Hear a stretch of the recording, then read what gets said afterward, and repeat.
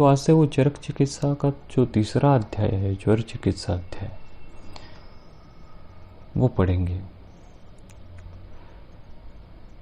चरक चिकित्सा तीसरा अध्याय, पेज नंबर 398। अथा तो ज्वर चिकित्सितम व्याख्यास्यामः। तो वैसे देखा जाए तो चिकित्सा स्थान के पहले 2 अध्याय, रसायन और वाजीकरण, वे स्वस्थवृत्ति अनुवर्तन के लिए हैं।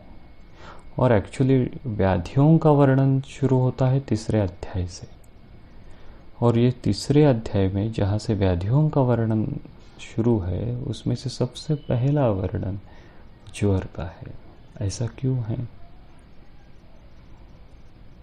अष्टांग हृदय निदान स्थान का जो पहला अध्याय है, उसका नाम है सर्वरोग निदान अध्याय।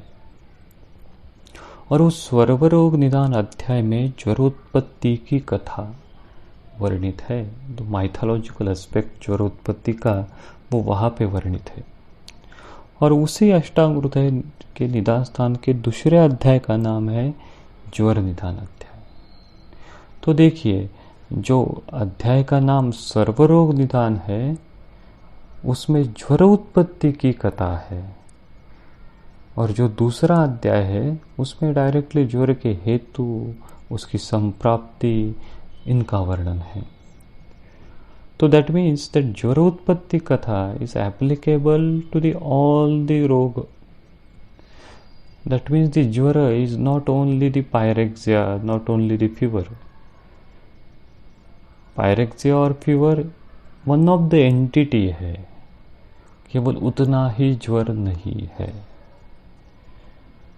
तो ज्वर कोई एक ब्रॉड संकल्पना है, एक वास्ट संकल्पना है, जिसको हमको अभी हमारे दृष्टिकोण से, हमारे साइंस के दृष्टिकोण से समझना है, समझने की कोशिश करनी है। तो फिर सवाल सामने आ जाता है कि चलो किसी पेशेंट को फीवर हो गया, हमने पैरासिटामोल दे दी, 1 रुपए की 2 रुपए की गोली दे दी, उसका फीवर ख़त्म हो गया। तो फिर क्यों हम आप इतना बड़ा ज्वर चिकित्सा का अध्याय पढ़े, ज्वर निदान पढ़े? उससे हमको क्या फ़ायदा है? 1-2 रुपए की वो एक ही गोली देने से अगर ज्वर का वेग ख़त्म हो जाता है, तो फिर क्यों ये अध्याय पढ़ना? जैसे हमने पहले कहा कि फीवर और पायरेक्सिया केवल आयुर्वेदीय दृष्टिकोण से ज्वर नहीं है, वो तो एक ज्वर का एक लक्षण है, वो एक भाग है, उतना ही ज्वर नहीं है। और दूसरी बड़ी बात, आप कोई एंटीपायरेटिक दवाई देकर ज्वर का, संताप का वेग कम कर सकते हो, लेकिन दोषों का शमन आप नहीं कर रहे हैं। आप उस दोषों को, उन दोषों को, ज्वर के उत्पन्न, ज्वर वेग को उत्पन्न करने वाले दोषों को आप सप्रेस कर रहे हो। तो रिपीटेडली एंटीपायरेटिक देने से क्या होता है? ज्वर का वेग तो खत्म हो जाता है, लेकिन दोषों का सप्रेशन हो जाता है।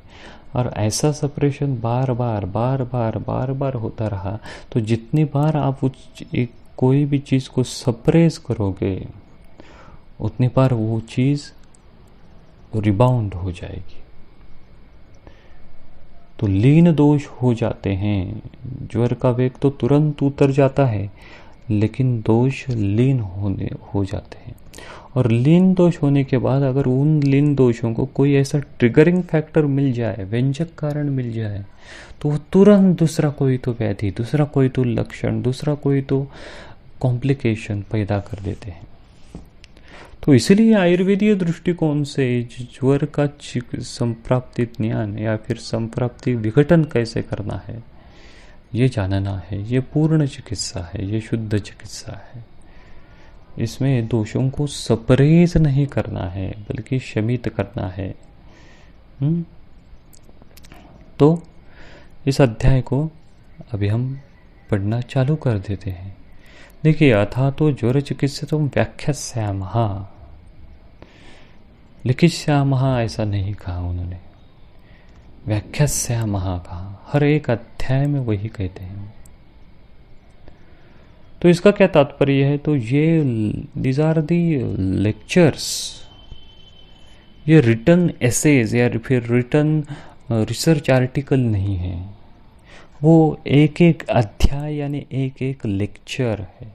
तो वो शब्द हमारे कानों में हमको सुनना आना चाहिए। व्याख्यास्यामः, तो ये व्याख्यान है। तो श्लोक नंबर 3 में क्या कहते हैं वो? विज्वरम ज्वर संदेहम पर्यपृच्छत पुनर्वसुम विविक्ते शांतमासिन अग्निवेशः कृतांजलि। ये श्लोक है। अभी इसमें इसको सबसे पहले हमको अन्वय लगाना है। अन्वय यानी क्या? तो ये जो श्लोक रहता है तो उसको कर्ता कर्म क्रियापद की रचना में अगर हम उसकी संरचना अलग से कर देते हैं तो वो समझने में आसानी हो जाती है।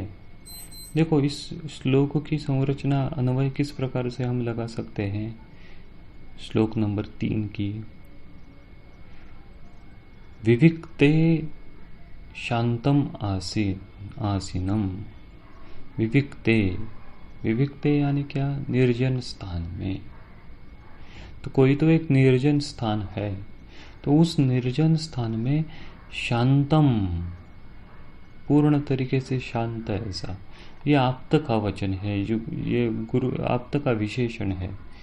शांतम आसीनम, बैठे हुए। विज्वरम, विज्वरम यानी क्या? निरोगी। कौन है ये निरोगी? शांतमासीनम पुनर्वसुम, पुनर्वसुम। तो ये पुनर्वसुओं, गुरु पुनर्वसु आत्रेय का विशेषण है शांतम आसीनम विज्वरम। तो भगवान पुनर्वसु आत्रेय कोई एक निर्जन स्थान में प्रशांत रूप में बैठे हुए हैं। तभी क्या? तभी अग्निवेशः कृतांजलि ज्वर संदेहम पर्यपृच्छत। तो वो उस प्रकार बैठे हैं, तभी अग्निवेशः, तब अग्निवेश ने कृतांजलि, हाथ जोड़कर क्या किया? ज्वर संदेहम, संदेह, ज्वर संबंधी संदेह को पर्यपृच्छत, पूछा। देखो, अध्याय की शुरुआत करते समय स्टार्टिंग उन्होंने किस प्रकार से की है? तो स्टार्टिंग इस प्रकार से की है कि भगवान पुनर्वसु आत्रेय शांत बैठे हुए हैं और उनके पास उनका परम श्रेष्ठ शिष्य अग्निवेश आ जाता है और वो कृतांजलि ज्वर संदेहम पर्यपृच्छत। तो इस प्रकार से रचना है। अभी हर एक अध्याय में आप देखेंगे, स्पेशली चिकित्सा स्थान के, तो पुनर्वसु आत्रेयों के विशेषण बदल जाते हैं। तो ये भी एक चिंतनीय विषय है कि अध्याय के परिप्रेक्ष्य में, अध्याय के अनुरूप पुनर्वसु आत्रेयों के विशेषण अलग अलग आ जाते हैं। यहाँ पे देखिए, शांतम, विज्वरम, इस प्रकार के विशेषण दिए हैं। मातरक्ता अध्याय चरक चिकित्सा स्थान का 29 का जो अध्याय है उसमें क्या है? हुताश अग्निहोत्र, अग्निहोत्र करने के बाद बैठे हुए पुनर्वसु आत्रेय, इस प्रकार का वर्णन। तो ये भी आप चिंतन कर सकते हो कि अलग अलग आत्रेयों, पुनर्वसु आत्रेयों को किस किस प्रकार के विशेषण शास्त्र में, ग्रंथ में आए हैं। तो अग्निवेश ने उनको प्रश्न पूछा। हमारे आयुर्वेद शास्त्र के विद्यार्थियों पर, अभ्यासकों पर यह अग्निवेश जी का बहुत ऋण है, क्योंकि कोई भी विषय की शुरुआत करने के लिए वो सबसे पहले प्रश्न उपस्थित करते हैं। वो प्रश्न उपस्थित करते हैं तभी गुरु उसका उत्तर देते हैं। तो सबसे पहले शास्त्र उपबृंहित कैसे होता है? शास्त्र में तत्व का ज्ञान किस प्रकार से होता है, तो कोई तो शंका पहले उत्पन्न हो जाती है और उस शंका का निरसन, उस प्रश्न का विवेचन करते करते कोई तो तत्वावबोध हो जाता है, तत्व का ज्ञान हो जाता है। तो शंका उपस्थित होना, this is the primary thing, this is the essential thing. अगर शंका ही उत्पन्न न हुई, अगर कोई प्रश्न उपस्थित न हुआ, तो फिर उसका उत्तर कैसे पता चलेगा, वो उत्तर ढूंढने का प्रयास कौन करेगा। इसलिए सबसे बड़ी बात है कि हमको खुद को भी प्रश्न उपस्थित होने चाहिए। यह ऐसा नहीं है कि बाबा वाक्यम प्रमाणम, ऐसा हमारा शास्त्र नहीं है। हमको प्रश्न उपस्थित करना आना चाहिए और फिर उस प्रश्न का शास्त्र के सिद्धांतों के अनुरूप हमको उसका तर्क करता आना चाहिए। देखिए चरक सूत्र 25 में क्या कहते हैं, वो जो अग्र संग्रह कहा है वहां पे कहते हैं वो शास्त्र सहित तर्क साधना नाम, कि हमारे सबसे बेस्ट साधन कौन सा है, हमारी मोडालिटी सबसे अच्छी कौन सी है, कि शास्त्र सहित तर्कहा।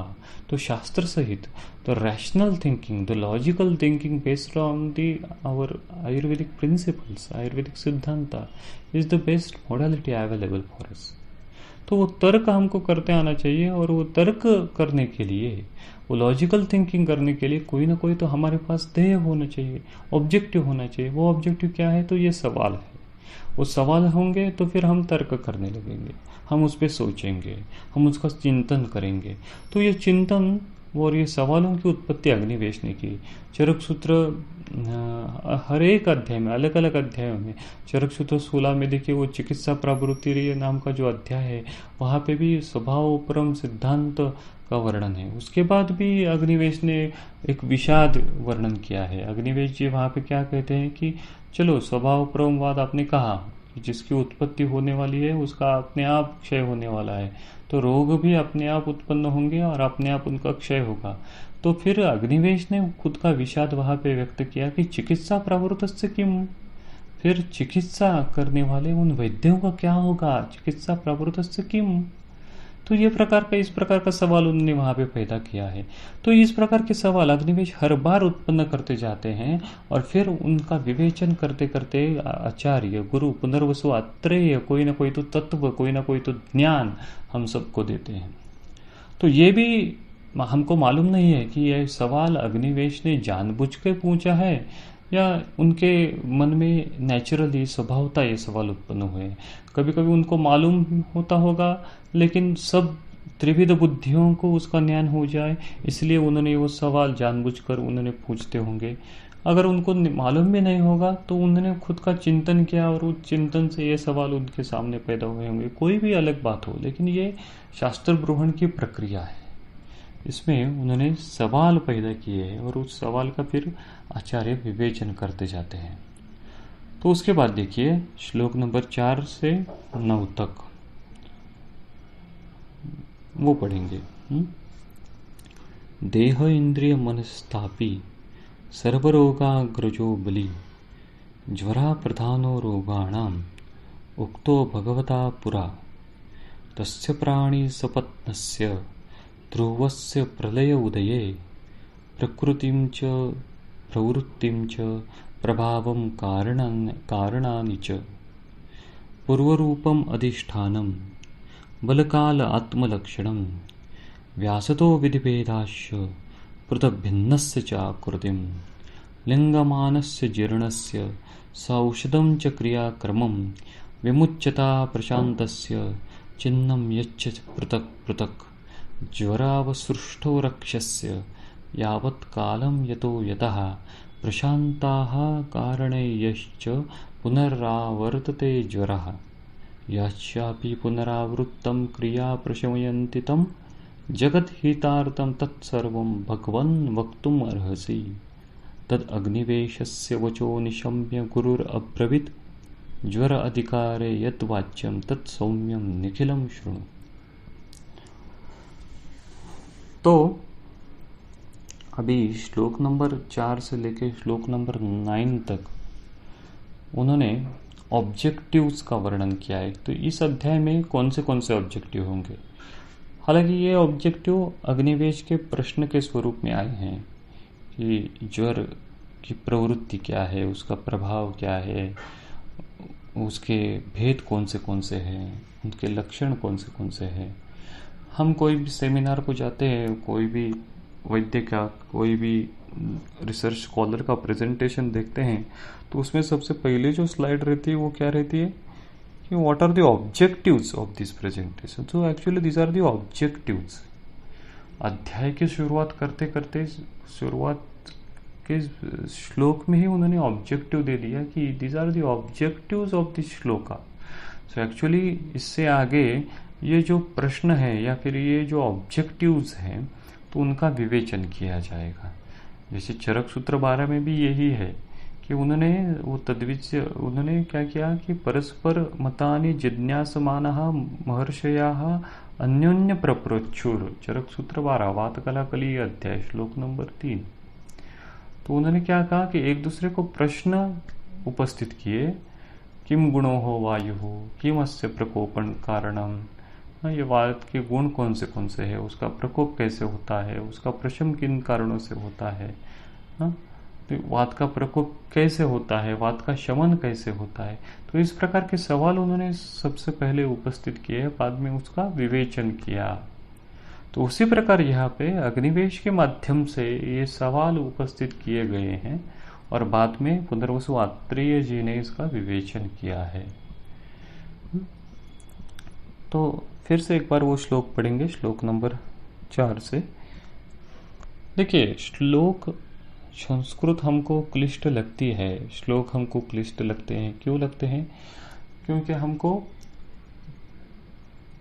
उसका अन्वय लगाना थोड़ा मुश्किल हो जाता है। अगर एक बार अन्वय लगाना समझ में आ गया तो श्लोक का ज्ञान धीरे धीरे होने लगता है।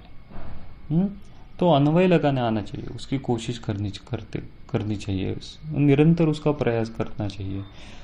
फॉर एग्जाम्पल देखिए कि वाग्भट सूत्रस्थान 1 में एक श्लोक आया है जो हम सबको मालूम है, दर्शन स्पर्शन प्रश्नैहि परीक्षेत रोगिणा।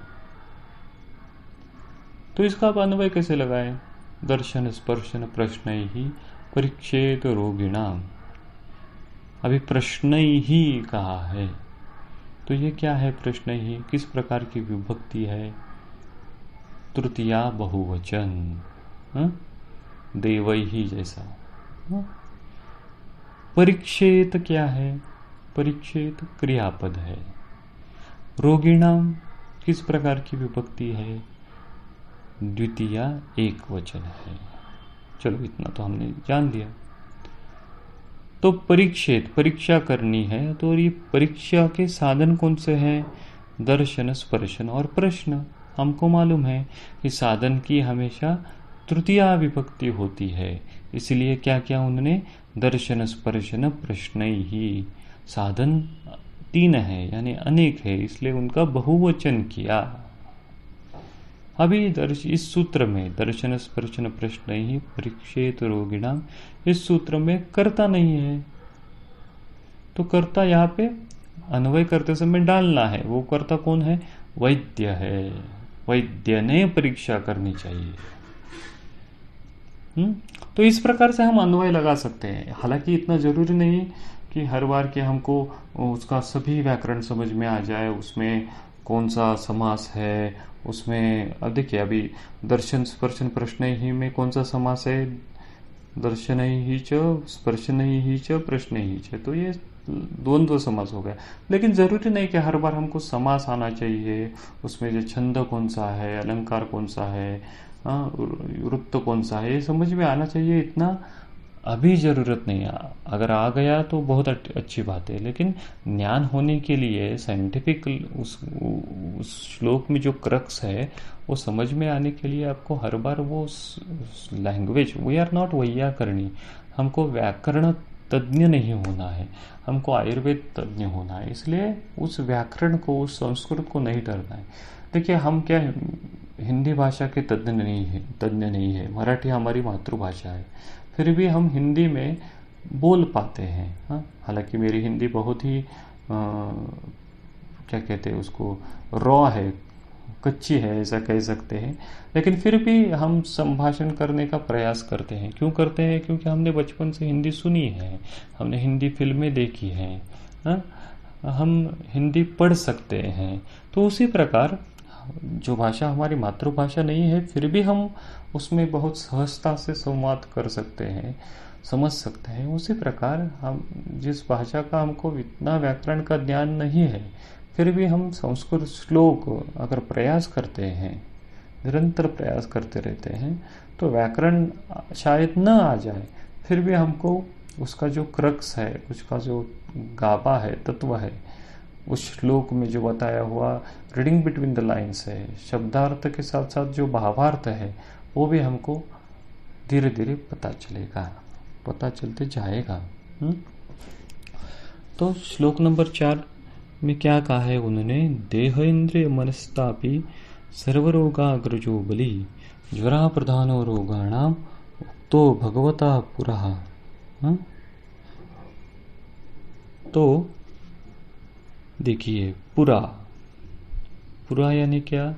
पूर्व में, सबसे पहले, पुरा, पुरा भगवता, ये विशेषण है आत्रेय जी का, गुरु का। पुरा भगवता देह इंद्रिय मनस्तापी सर्वरोग अग्रजा बलि ज्वरा रोगाणाम प्रधान उक्ता। तो अग्निवेश अभी गुरु से, अपने गुरु से, पुनर्वसु आत्रेय जी से संवाद कर रहे हैं। वो कह रहे हैं, पूरा पहले, इससे पहले भगवता आपने देह इंद्रिय मनस्तापी, देह को, देह इंद्रिय को और मन को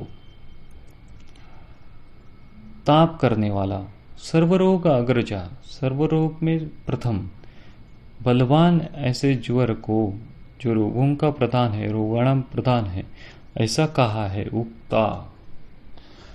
फिर क्या? प्राणी सपत्नस्य प्रलय उदये ध्रुवस्य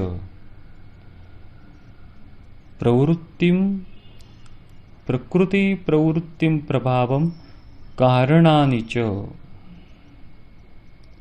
देखिए क्या कहा उन्होंने? प्राणी सपत्नस्य, प्राणी सपत्नस्य की टीका देखिए उन्होंने दी है, जो राइट साइड कॉलम है नीचे का, उसमें से बीच में एक लाइन है, देखिए, प्राणी सपत्नस्येति मारकत्वेन प्राणी शत्रोः। तो प्राणियों के शत्रुभूत ऐसा जो ज्वर है, ये ज्वर का विशेषण है, प्राणी सपत्नस्य। प्रलय उदये, जो ज्वर प्रलय और उदय के समय आता है, यानी क्या? प्रलय यानी क्या? मृत्यु, और उदय यानी क्या? जन्म। तो जन्म और मृत्यु को समय जो आता है, प्रलय उदये, प्राणी सपत्नस्य प्रलय उदये ध्रुवस्य अवश्यम भावी, ध्रुव यानी क्या? ध्रुव तारा जैसा होता है, अवश्यम भावी, ऐसा जो होता है, जो प्राणियों के शत्रुभूत है, और जो ज्वर और मृत्यु के समय अवश्यम भावी है। देखिए इसी अध्याय में श्लोक नंबर जो 25 है, चरक चिकित्सास्थान अध्याय 3 श्लोक नंबर 25, पेज नंबर 399, उसमें जो नीचे की लाइन है, जन्माधो निधने च त्वम अपचारांतेषु च। ये जो ज्वर है वो कैसे होगा? जन्म आदो निधने च, आदो जन्म, जन्म के समय और मृत्यु के समय हो जाएगा। इसी को इन्होंने यहाँ पे क्या कहा? प्रलय उदये। तो आपके दिमाग में सवाल पैदा हुआ होगा कि ये कैसा होगा भाई, जन्म के समय और मृत्यु के समय ज्वर कैसे होगा? तो उसका विवेचन, उस पर चिंतन बाद में करेंगे।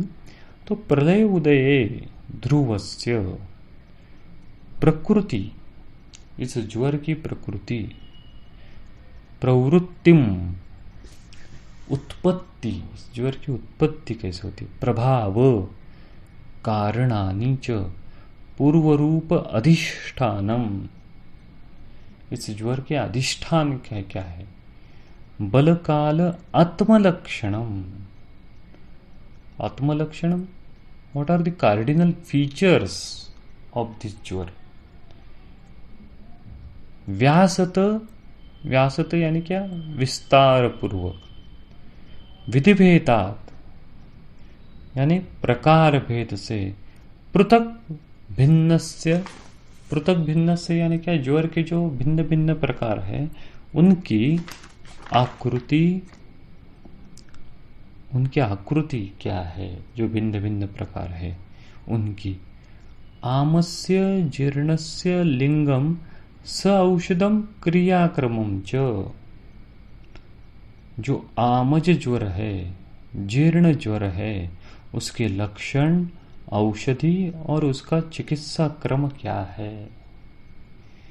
विमुच्यत प्रशांतस्य यत् पृथक पृथक चिन्हम ज्वरावसृष्टाः च यावत् कालम यताः यत् च रक्ष. देखिए क्या कहते हो, विमुच्यत यानी क्या? छोड़ते हुए, ज्वर छोड़ते हुए. विमुच्यत या फिर क्या? प्रशांतस्य, शांत हुए ज्वर के. यत पृथक पृथक चिन्हम. विमुच्यत ज्वरस्य यत् पृथक चिन्हम, प्रशांतस्य ज्वरस्य यत् पृथक चिन्हम, ज्वरावसृष्टः च. वो कौन से हैं? हाँ, तो विमुच्यत ज्वर विमोक्षण के समय कौन से लक्षण उत्पन्न होते हैं, ज्वर प्रशांति के समय कौन से लक्षण उत्पन्न होते हैं. आगे क्या कहते हैं वो? ज्वरावसृष्टाः च. ज्वरयुक्त पुरुष को यावत कालम, जितने समय तक, यतः यत च, जिन जिन बातों से रक्षा करनी चाहिए. ज्वरयुक्त पुरुष के कॉन्ट्राइंडिकेशन कौन से है और वो कितने समय तक उसको इस अपथ्यों से दूर रखना है. प्रशांतः ज्वराः यही कारणैः च पुनः आवर्तते. देखिए, प्रशांतः ज्वराः, ज्वर शांत हो गया, फिर भी यही कारणैः च पुनः आवर्तते. कौन से कारणों से वो पुनः आवर्तित हो जाता है, उसका पुनरागमन हो जाता है. What are the reason for the relapse of the ज्वरा? और आगे क्या कहते हैं? पुनरावृतम अपि तम या क्रिया प्रशमयन्ति. अगर फिर से उसका आगमन हो गया, फिर से वो पुनरावर्तित ज्वर हो गया, फिर से उस ज्वर का रिलैप्स हो गया, तब उसकी या क्रिया, उसकी चिकित्सा कौन सी है? प्रशमन करने के लिए चिकित्सा कौन सी है? तत्सर्वं भगवन् जगत हितार्थम वक्तुम अर्हसि. तत्सर्वम, वो सब, भगवन् वक्तुम अर्हसि जगत हितार्थम. तो जगत हितार्थ कहने के लिए आप योग्य है. अर्हसि, आप योग्य है. तो this is the direct conversation between the Agnivesh and the Punarvasu Atreya. तो एक्चुअली अग्निवेश पुनर्वसु आत्रेयों की स्तुति करते हैं. कृतांजलि, हमने श्लोक नंबर 3 में कहा था कि वो कृतांजलि है, और कृतांजलि करके वो उनको पूछते हैं ये सवाल, और आखिर में क्या कहते हैं? तत्सर्वम भगवन् जगत हितार्थम वक्तुम अर्हसि.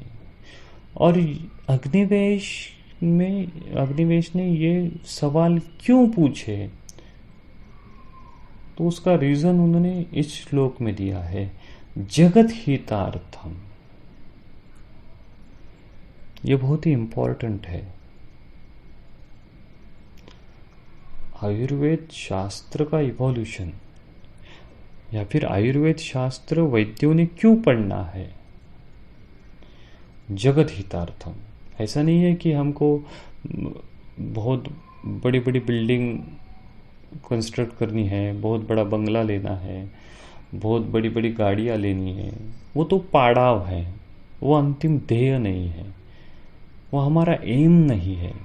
उस जर्नी में शायद वो मुकाम आएंगे, लेकिन वहाँ रुकना नहीं है, उनके लिए प्रयास नहीं है। हम ये क्यों कर रहे हैं? जगद हितार्थम, for the well being of the society. तो ये भावना होनी चाहिए मन में कि मैं ये शास्त्र क्यों पढ़ रहा हूँ, ये शास्त्र पढ़ के क्या फायदा। तो ये शास्त्र पढ़ के जगत हितार्थ की भावना होनी चाहिए, तो उनके कल्याण के लिए हम ये पढ़ रहे हैं। तो केवल ऐसा नहीं है कि बीए में डिग्री मिल गई या फिर एमडी डिग्री मिल गई और केवल रुग्ण सेवा करते समय ही हम आयुर्वेद प्रैक्टिस कर रहे हैं, ऐसा नहीं है। एक बार आप बीएमएस हो गए, एक बार आप एमडी हो गए, तो आयुर्वेद केवल प्रैक्टिस के लिए नहीं अप्लाई करना, वो पूरे जीवन में, पूरे 24/7 आयुर्वेद के प्रिंसिपल जिस प्रकार से हम अप्लाई कर सकते हैं, उतनी ज़्यादातर हो सके उतनी ज़्यादा समय तक वो अप्लाई करते जाना है। हम खुद अपने लाइफ में आयुर्वेद के प्रिंसिपल अगर अप्लाई नहीं करेंगे, आयुर्वेद के दृष्टिकोण से हम हमारी लाइफस्टाइल नहीं रखेंगे, तो हमारा रुग्ण कैसे रख सकता है। तो इसी बात पे हमको ये बात जानना बहुत ज़रूरी है कि आयुर्वेद साइंस इवोल्यूशन किस प्रकार से हुआ। तो बेसिकली जगत हितार्थ, कल्याण, जगत का कल्याण करने के लिए, केवल क्या कहते हैं उसको, डॉक्टर फ्रेटर्निटी का कल्याण हो ऐसी बात नहीं है। तो जगत हितार्थ देखिए, सुश्रुत सूत्रस्थान अध्याय 1 में सुश्रुत, उसमें से 4 नंबर का श्लोक है। आपको अगर आपके पास सुश्रुत है वो तो जाके निकालिए, उसमें 4 नंबर का श्लोक जो है पहले अध्याय का सूत्रस्थान के, उसमें उन्होंने कहा है कि वेदना विघात उपद्रुतान स अनाथान अपि अनाथवत विचेष्टमानान विक्रोशदस्य मानवान अभिसमीक्ष्य मनसी ना पीड़ा भवति। क्या कहते हैं वो, सब होने के बाद भी अनाथों के तरह विविध व्याधि की वेदना से अस्वस्थ और विक्रोश करते रहते रोगियों को देखकर क्या कहा है उन्होंने, सनाथान सनाथान अपि अनाथवत विचेष्टमानान, सब होते हुए भी अनाथों के जैसे वो विक्रोश करते हैं, अस्वस्थ रहते हैं। ऐसे रोगियों को देखकर मुझे दुख होता है, मनसी ना पीड़ा भवती। और ये दुख, ये रोगियों का दुख दूर करने हेतु मुझे आयुर्वेद सीखना है। प्रजाहित हेतु हो आयुर्वेदम श्रोतुम इच्छामि। तो this is actually the basic theme. Why actually the different students, different disciples like Agnivesha came to the पुनर्वसुआत्रेय. तो कारुण्य भाव वो उन शिष्यों में था जिसके कारण वो उनको आयुर्वेद जानने की इच्छा हुई. तो ये बहुत ही इम्पोर्टेंट है कि हम वैद्यों में भी प्रैक्टिस करते समय हमें भी कारुण्य भाव होना चाहिए, रुग्ण के प्रति सहवेदना, संवेदना होनी चाहिए, सिंपथी, एम्पथी होनी चाहिए. वो बेसिक थिंग है. ये देखिए, ये मेडिकल साइंस या फिर रुग्ण या वैद्य रिलेशनशिप है, मैकेनिकल नहीं है.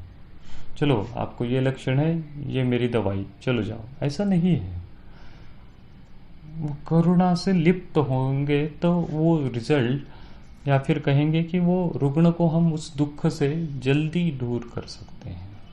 तो अग्निवेश जगत हितार्थ के लिए ये प्रश्न पूछते हैं. आगे देखिए, आगे 10वें श्लोक में क्या कहते हो, तद अग्निवेशस्य वचो निशम्य गुरुर अब्रवीत ज्वरधिकारे यत् वाच्यम तत्सौम्यम निखिलम श्रु. अग्निवेशस्य तत्वचन, तत् वच, वच यानी वचन, हाँ, अग्निवेश के ये सवाल या फिर ये वाक्य वचन निशम्य सुनकर गुरु अब्रवीत, गुरु यानी पुनर्वसु आत्रेय जी ने कहा, सौम्य, सौम्य यानी एक प्रकार का संबोधन, संबोधन नहीं है, जेंटलमैन कहते हैं ना, इस प्रकार से, ज्वराधिकारे यत वाच्यम तत् निखिलम शृणु, ज्वर के संदर्भ में जो कुछ कहने योग्य है, तत् निखिलम वो संपूर्णतः से शृणु, ऐसा वो कहते हैं। अभी 11वें श्लोक में ज्वर के पर्याय दिए हैं उन्होंने। ज्वरो विकारो रोगश्च व्याधि आतंक एव च एकार्थो नाम पर्याये विविधैः अभिधीयते। तो ये क्या है? ज्वर विकार रोग व्याधि आतंक च एव विविधैः नाम पर्याये एक एव अर्थः विधीयते। ये क्या है? विविधैः नाम पर्याये। So all these different words are actually enlightening or actually giving the one meaning. विविधैः नाम पर्याये एक एव अर्थः, उनसे एक ही अर्थ निकलता है, अभिप्रेत होता है, अभिधीयते। तो ये पर्याय है, विकार रोग व्याधि आतंक, इस प्रकार से। तो अभी इसमें देखिए कि हमने श्लोक नंबर 4 से लेकर श्लोक नंबर 9 तक अग्निवेश के सवाल देखे। तो उस अग्निवेश के सवाल में वो ऑब्जेक्टिव में ज्वर के पर्याय कौन से है, ऐसा सवाल नहीं था। क्या था कि ज्वर के प्रकृति कौन सी है, प्रवृत्ति कौन सी है, प्रभाव कौन सा है, फिर लिंग कौन से है, चिकित्सा किस प्रकार से, इस प्रकार के सवाल है। लेकिन ज्वर के पर्याय कौन से है, ये सवाल तो नहीं था। तो फिर ये आपने बीच में कैसे डाल दिया कि ये ज्वर के पर्याय है? तो ऐसा सवाल बीच में आपके दिमाग में पैदा हुआ होगा। वही सवाल चक्रपाणि दत्त जी को भी आया था। टीका क्यों पढ़नी चाहिए? क्योंकि टीका हमको हमारे भी सवालों में, हमारे भी जहन में जो सवाल उत्पन्न होते हैं उनका जवाब देने का प्रयास करती है। हाँ, देखो अभी टीका में क्या कहा है इसके बारे में।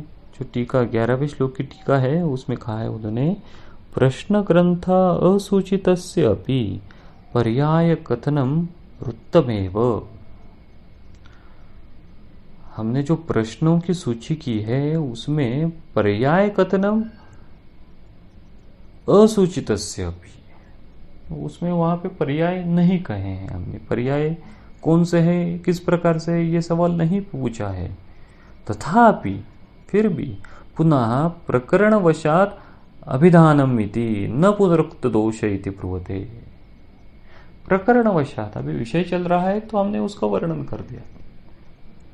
तो इस प्रकार से उन्होंने ज्वर के पर्यायों का वर्णन किया है।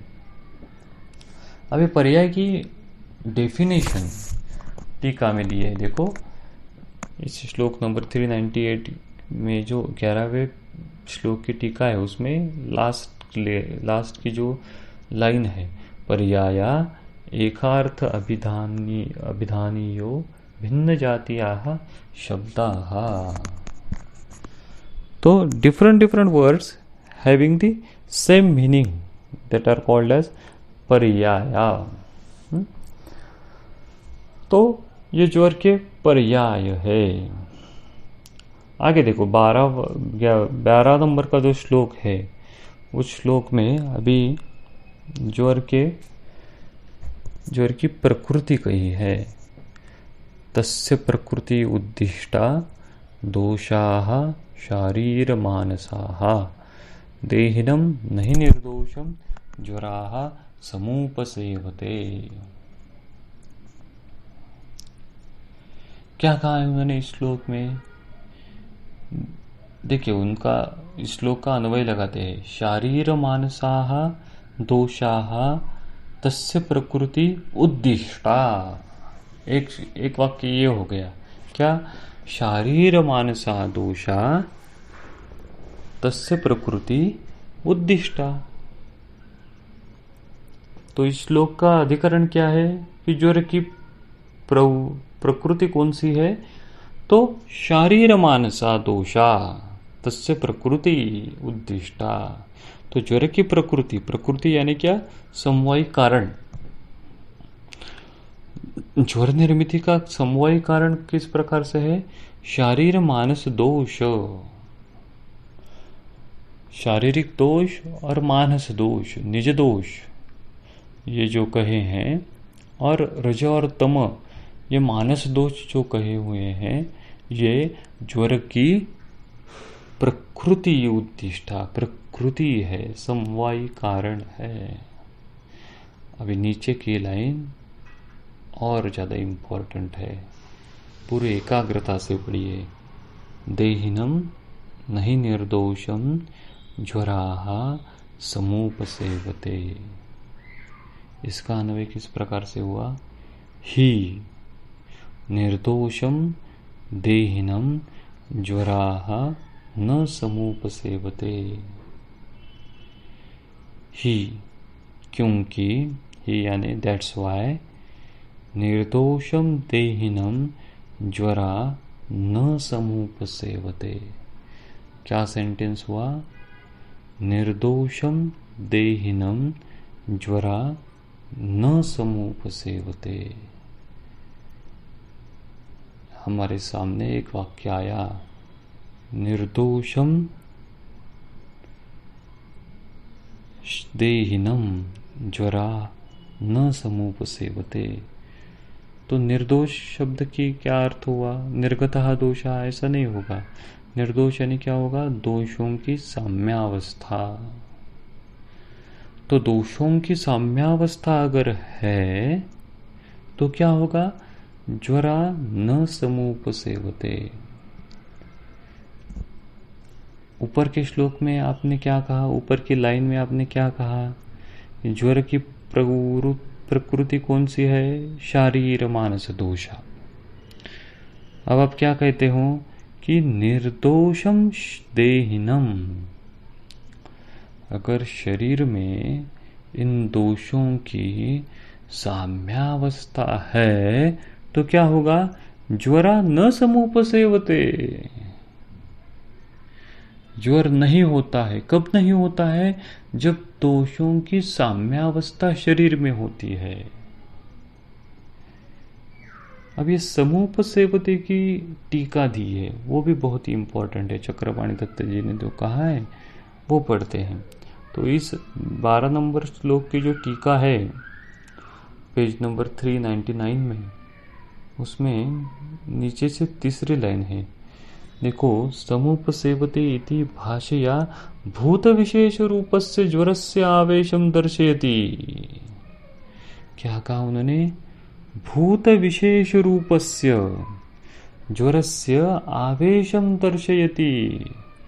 समुपसेवते यानी क्या? भूत विशेष रूपस्य। देयर में बी एसोसिएशन ऑफ भूत विशेष रूपस्य। There may be association of, there may be a infection of virus, infection of bacteria, infection of parasite or something, another kind of infection. ये कब होगा? ये इन्फेक्शन कब होगा? अगर दोषों की साम्यावस्था बिगड़ गई तो। अगर दोषों की साम्यावस्था नहीं बिगड़ी तो क्या होगा? निर्दोषम देहिनम ज्वरा न समुपसेवते।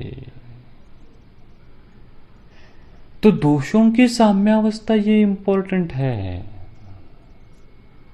अगर ये दोषों की साम्यावस्था बिगड़ गई, then that patient or that individual is susceptible, is in a high risk of developing a different kind of infection.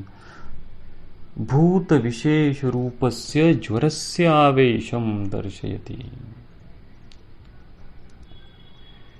इसलिए वो क्या कहते हैं? निर्दोषम देहिनम ज्वरा न समुपसेवते। अब यहाँ पे आप अर्थापत्ति तंत्र युक्ति लगा लीजिए तो क्या होगा इसका अर्थ? निर्दोषम देहिनम ज्वरा न समुपसेवते, तो क्या होगा? दोषयुक्त देहिनम ज्वरा अवश्यम भावी समुपसेवते, अवश्यम समुपसेवते। अगर दोष प्रकोपित है तो अवश्य ही ज्वर होना ही है। और समुपसेवते यानी क्या? भूत विशेष रूपस्य। तो रिकरेंट इन्फेक्शन जो हो जाते हैं, इस महीने में एक इन्फेक्शन हो गया, चलो हमने एंटीबायोटिक का कोर्स कर लिया, इन्फेक्शन चला गया, अगले महीने में फिर से एक बार अलग इन्फेक्शन हो गया, फिर से अलग एंटीबायोटिक का कोर्स कर लिया, 2 महीने के बाद फिर से हो, ये क्या है और ये क्यों हो रहा है? ये रिपीटेशन क्यों हो जाता है? चलो आपकी इम्यूनिटी कम है, हाँ, लेकिन आपकी इम्यूनिटी कम है इसका तात्पर्य क्या है? आयुर्वेद के दृष्टिकोण से रिपीटेडली इन्फेक्शन क्यों होता है? ये इसलिए होता है, या हम ये कहें कि ये इन्फेक्शन उन लोगों को ही होता है, उन दुर्भागी लोगों को ही होता है जिनमें दोषों की साम्यावस्था बिगड़ गई है या दोषों का प्रकोप है। तो दोषों का प्रकोप होने के बाद ही इन्फेक्शन होता है। अगर दोषों का प्रकोप नहीं है तो इन्फेक्शन नहीं हो सकता। निज दोषों का प्रकोप पहले है और बाद में उसको आगंतुकी बाधा हो जाती है। तो कई बार चित्र किस प्रकार से रहता है? शरीर में पहले आगंतुज व्याधि है, उस आगंतु को निज दोषों, आगंतु व्याधि होने के बाद शरीर में निज दोषों का प्रकोप होता है, और कई बार निज दोष का प्रकोप पहले होता है और निज दोष का प्रकोप होने के बाद उसको बाद में आगंतुज की बाधा हो जाती है। देखिए आपके पास अगर चरक संहिता है तो चरक संहिता का अध्याय, सूत्रस्थान का अध्याय 19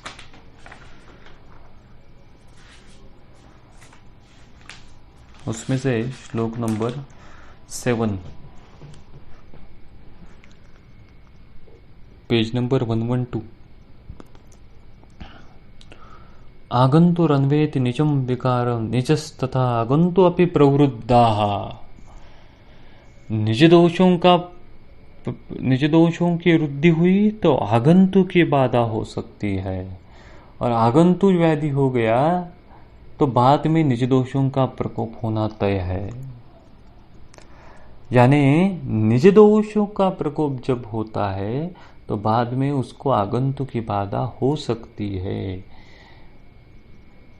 इन्फेक्शन उन्हीं व्यक्तियों को होता है जिनमें दोष प्रकोप पहले से है। चलो आपके 4 मित्र, यहां पर आपके मित्र बारिश में भीग गए, उसमें से 2 ही व्यक्तियों को प्रतिशाय फ्लू हो गया, 2 को कुछ नहीं हुआ। ऐसा क्यों हुआ? क्योंकि उन 2 लोगों में पहले से ही दोष प्रकोपित है, और ये दोष प्रकोपित होने के बाद में उसमें इन्फेक्शन की बाधा हो गई। और अन्य जो 2 व्यक्ति हैं उनमें दोषों की तुलनात्मक साम्यावस्था है, इसके कारण उनमें भूत विशेष रूपस्य आवेशम नहीं हुआ। तो ये जानना बहुत ही इंपॉर्टेंट है, नहीं तो क्या होता है, बच्चे बार बार बीमार पड़ते हैं, repeatedly upper respiratory tract infection, lower respiratory tract infection, वारंवार प्रतिशय वारंवार। लेकिन ये क्यों होता है? ये इसलिए होता है क्योंकि उनमें दोष प्रकोप होते रहता है, और वो दोष प्रकोप निरंतर रहा तो they are actually developing the high risk susceptible, they are actually attracted what we can say, they attract the various kind of infection. इसलिए जो लुई पाश्चर नाम के पाश्चात्य वैज्ञानिक थे जिन्होंने अपने जिंदगी पर कहा क्या कि germs are important, germs are important, germs are important, everything caused, every disease is actually caused by the germs, so that's why germs are important, ऐसा उन्होंने कहा। उनके आखिर के कुछ सालों में वो क्या कहते थे, वो कहते थे germs are not important but the soil is important. So ये दोष क्या है, ये सॉइल है। तो ये सॉइल की रक्षा करना ही आयुर्वेद में स्वस्थ वृत्ति का पालन है। अगर ये दोषों की साम्यावस्था बिगड़ गई तो फिर डिफरेंट काइंड ऑफ इन्फेक्शन होने की आशंका है। देखिए चरक चिकित्सा स्थान 25वां अध्याय,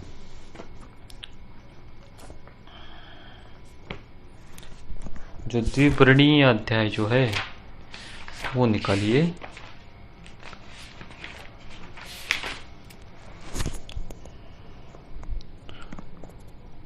पेज नंबर 592, श्लोक नंबर 10।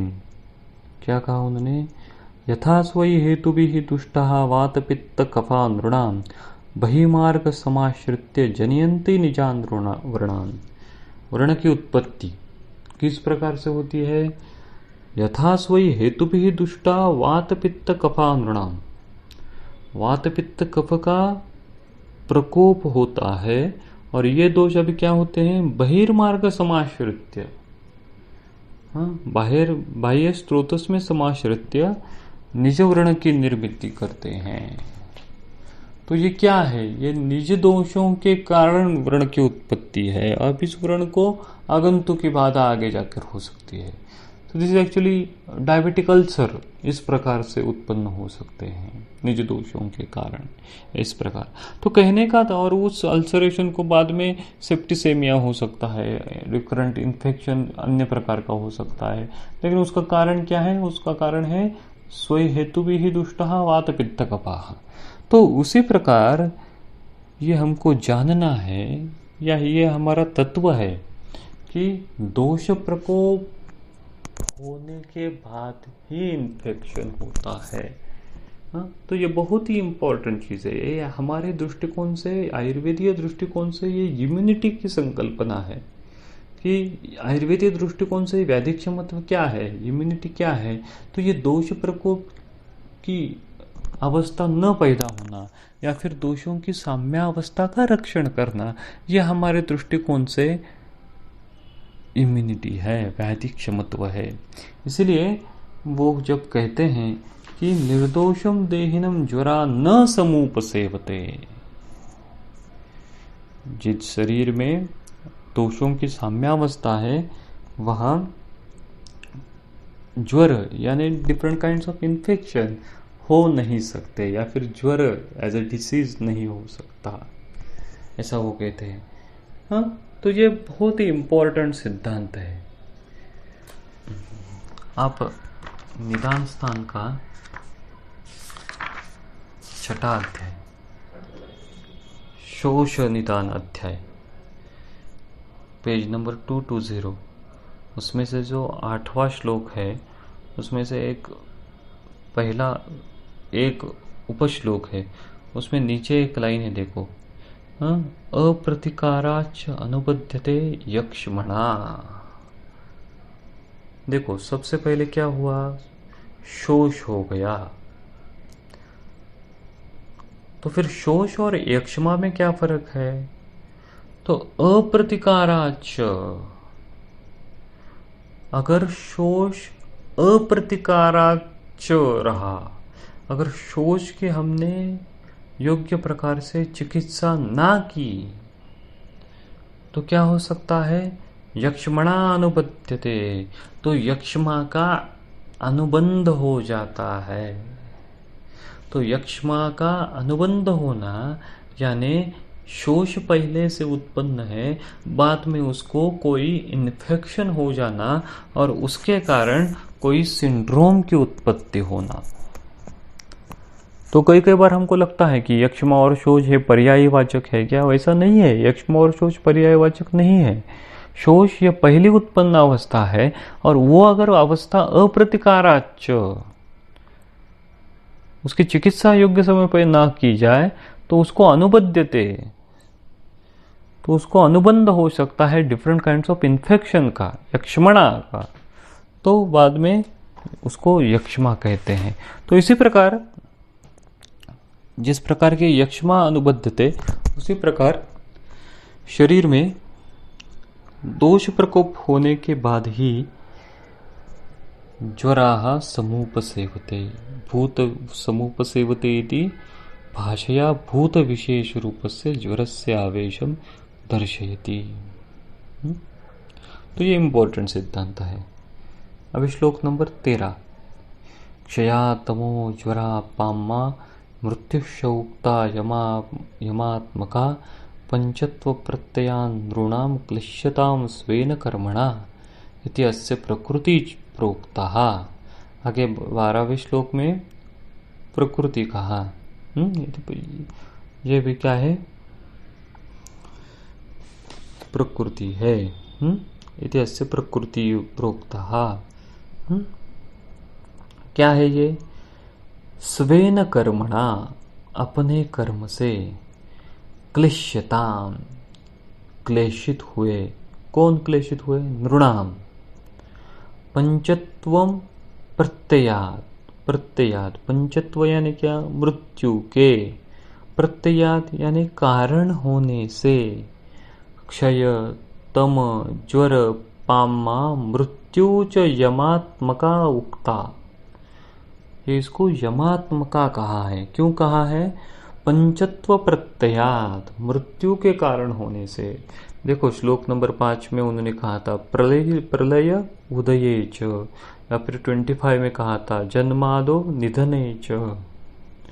तो ये प्रलय, पंचत्व, मृत्यु का कारण होने से उसको क्या कहा है? यमात्मका उक्ता। और इति अस्य प्रकृति प्रोक्ता। So this is actually the nature of the disease. ये नेचर है, वो क्लिश्यता है, स्वेन कर्मणा, वो क्लेश उत्पन्न करता है। और उसकी फाइनल डेस्टिनेशन क्या होता है? फाइनल डेस्टिनेशन उसका पंचत्वम, मृत्यु होता है। अभी मृत्यु के बारे में उन्होंने टीका भी दी है। देखो बीच में एक लाइन है, नीचे से 5वीं 6ठी लाइन, अस्मिन् व्याख्याने मृत्यु शब्देन मृत्युसूचकम रिष्टम उच्यते यतो न मृत्युरेव मृत्युकरो भवति। तो जो इंद्रिय स्थान में अरिष्ट लक्षण कहे गए हैं, वो लक्षणों की निर्मिति भी होती है, और जिसके कारण वो रुग्ण की मृत्यु सूचकता का ज्ञान हो जाता है, तो उसकी भी निर्मिति होती है। ऐसा मृत्यु शब्द से तात्पर्य है, ऐसा चक्रपाणि दत्त जी का मत है। आगे 14वां श्लोक, प्रवृत्तिस्तु परिग्रहात् निदाने पूर्व उद्दिष्टा रुद्र प्रकोपाच दारुणात्। अभी श्लोक में ज्वर की प्रवृत्ति कही है। प्रवृत्ति तु, प्रवृत्ति यानी क्या? उत्पत्ति। प्रवृत्ति तु किस प्रकार से? 2 कारणों से, परिग्रहात् दारुणात् रुद्रकोपाच्च निदाने पूर्वमुद्दिष्टा। सो प्रवृत्ति एक्चुअली द उत्पत्ति, genesis of the jwara is of due to the 2 reasons. One is parigrahat, another is darunat रुद्रकोपाच। तो देखिए 2 कारण उन्होंने ज्वर की उत्पत्ति के लिए कहे। पहला जो कारण है वो क्या है? परिग्रहात। परिग्रह यानी क्या? देखिए चरक विमान स्थान का 3रा जो अध्याय है उसमें इसका वर्णन है। जो चरक विमान स्थान अध्याय 3 श्लोक नंबर 24 पेज नंबर 243 उसमें कहा है, देखो बीच में, परिग्रहात् लोभः प्रादुर आसित कृते। तो इस परिग्रह की टीका क्या है उसी अध्याय में? परिग्रह इति ममता, greed. So actually the greed is one of the reason for the utpatti or the प्रवृत्ति ऑफ द ज्वर which is quoted in चरक विमानस्थान अध्याय 3 and the Rudrakopat and the Rudrakopa or the Maheshwara Kopa is actually quoted in Charak निदानस्थान 1. So इस श्लोक के लिए 2 reference दिए हैं, 2 ही reference पीछे वाले हैं, एक चरक विमान स्थान का है और एक चरक निदान स्थान का है। तो ज्वर की प्रवृत्ति उत्पत्ति 2 कारणों से है, एक परिग्रह के कारण, लोभ के कारण। लोभ के कारण क्या होता है? लोभ के कारण प्रज्ञापराध होता है और जिसके कारण दोष का प्रकोप होता है और फिर ज्वर की उत्पत्ति होती है। या फिर दूसरा कारण जो है माहेश्वर कोप प्रभव या फिर रुद्र कोपात, ये दोनों ही कारण जो है वो पहले इसका वर्णन आया है, एक का वर्णन विमान स्थान में आया है और एक का वर्णन निदान स्थान में आया है। तो इसको क्या कहेंगे? इस तंत्रयुक्ति को क्या कहेंगे? देखिए, तंत्रयुक्ति हम अलग से नहीं पढ़ेंगे, जैसे जैसे उसका वर्णन आता जाएगा श्लोक में, उसका उदाहरण मिलता जाएगा, उसका विवेचन करते जाएंगे। तो इस श्लोक में, श्लोक नंबर 14 में किस प्रकार की तंत्रयुक्ति का वर्णन है? ये अतितापेक्षा तंत्रयुक्ति है। अतितापेक्षा यानी क्या? Back reference. अभी इस श्लोक में हम चिकित्सा स्थान के 3 अध्याय का 14वां श्लोक पढ़ रहे हैं और इस श्लोक में अभी निदान स्थान और विमान स्थान यानी पीछे वाले स्थानों का रेफरेंस आया है, यानी अतीत अपेक्षा रेफरेंस है। अतीत अपेक्षा, अत यानी क्या?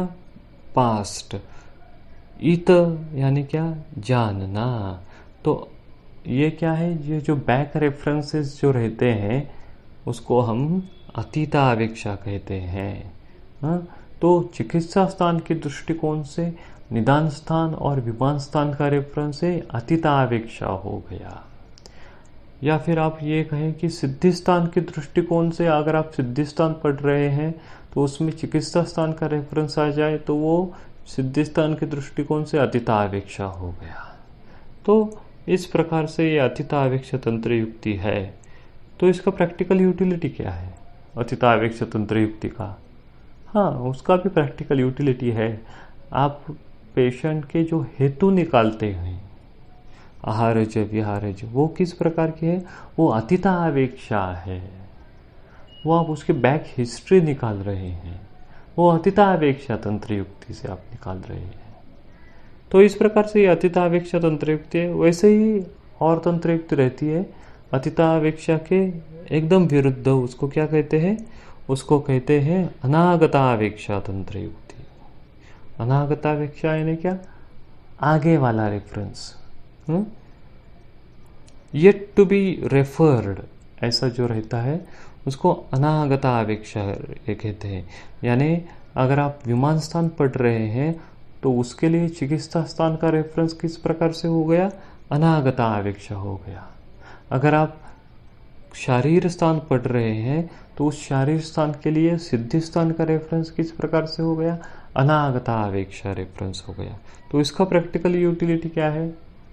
उसकी भी प्रैक्टिकल यूटिलिटी हर एक तंत्र युक्ति की, या फिर ये कहें कि हर एक श्लोक की, आयुर्वेद में आए हुए, संहिता में आए हुए, चरक में आए हुए हर एक श्लोक की प्रैक्टिकल यूटिलिटी है। अनागतापेक्षा तंत्र युक्ति की क्या प्रैक्टिकल यूटिलिटी है?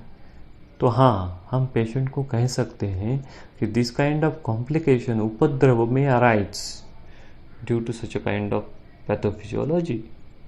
ये क्या है? कॉम्प्लिकेशन अभी पैदा नहीं हुए हैं, वो आगे जाके पैदा होंगे। तो ये उसका प्रिडिक्शन करना, ये क्या है? ये अनागतापेक्षा तंत्र युक्ति है।